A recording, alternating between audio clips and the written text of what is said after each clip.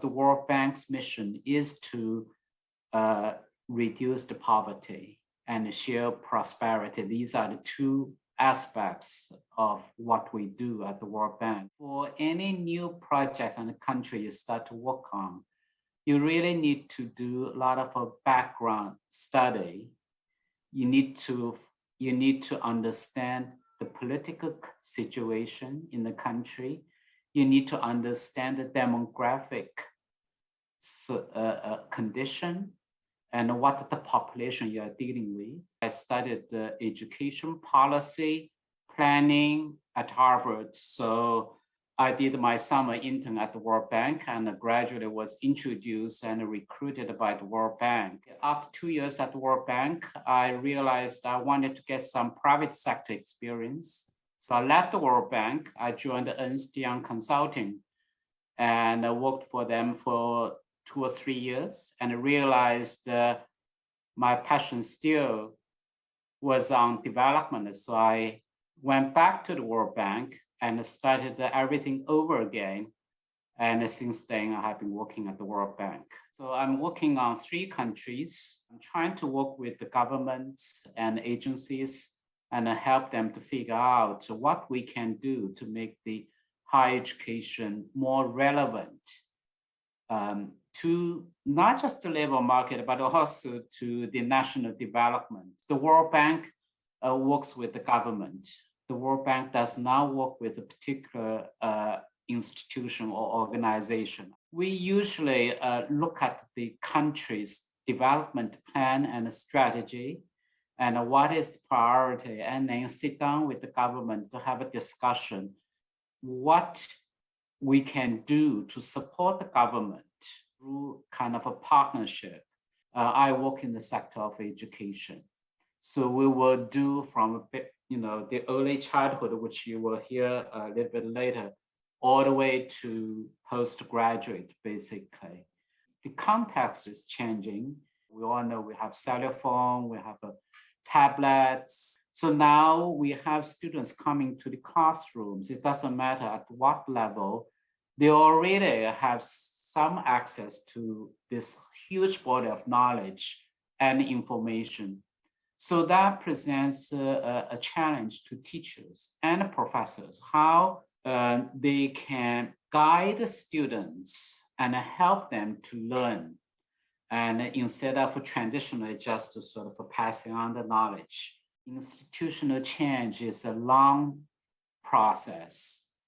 And most importantly, involves mindset change. And that is not easy.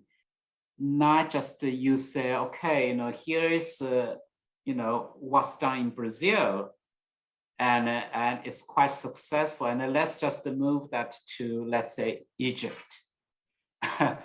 So often that doesn't work. You have to really contextualize and find out why it is successful in Brazil, this program. What are the key ingredients made it successful?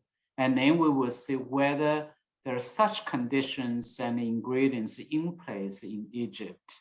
The very important part is that you have to get buy-in from the people who will be impacted by the change. We were through what we call project identification process and meet with all stakeholders and listen to them. The listening is a very important attributes you need to have. You cannot start with a drastic change. No one is going to follow and do it. You will fail. And you need to start with the low-hanging fruits for people to see that these change actually produce the results. Each of these incremental small steps and lead to what you would like to see, a bigger institutional change. This is a very long process. It would take about 5 to 10 years usually. You cannot get everyone agree with you, but if you can get the majority of them and on your side and use them to champion for the change you would like to see. You need to think big, but you need to really start from small steps, build up. If you want to, pursue a career in development, it's trying to use the internship opportunity to find out, not just getting practical, skills, but also find out whether this is truly something you are interested in and you have a passion about. Inside the World Bank, I would say a big challenge is that how you can work with your colleagues effectively who are from very different cultural backgrounds. Because my colleagues, I have colleagues from Africa, from Middle East, from Europe, from Asia. I'm from Latin America. Everyone has sort of different perspectives, both for work and for just outside the office. In each cultural society, there is a specific sort of a way of doing things everyone understands in that society and the culture. But when you come all together, my team I have right now, for example, my Iraqi team, I have the team members from 5 or 7 different countries. When you work with clients, I think the biggest challenge is that to put yourself in their shoes. You may think that, okay, this is important, why you're not doing it? But it may not necessarily what they see things. You need to put yourself in their shoes to sort of try to see the world and the issues from their perspective.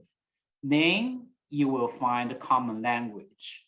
These things maybe sound like small, but if you don't sort of pay attention to these small things, these challenges, and the big vision may not be achieved.